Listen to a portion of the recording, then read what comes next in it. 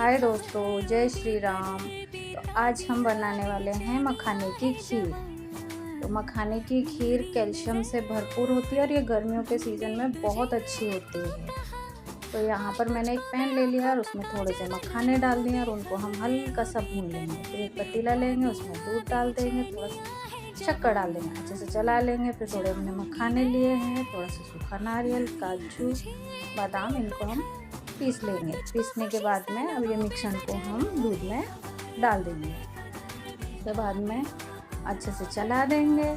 फिर जो मखाने हमने रोस्ट करके रखे थे वो भी डाल देंगे। और यहाँ पे मैंने थोड़े से चिया सीड्स ले लिए हैं, तो 2 चम्मच चिया सीड्स हम इसमें डालेंगे। चिया सीड्स गर्मी में बहुत अच्छे रहते हैं। अब हमारी मखाने की खीर बनकर यहाँ पर तैयार हो चुकी है। तो आपको अगर मेरी वीडियो थोड़ी सी भी अच्छी लगती है तो प्लीज़ लाइक करें, शेयर करें। अगर थोड़ा सा कुछ भी होता है तो उसके लिए क्षमा करें।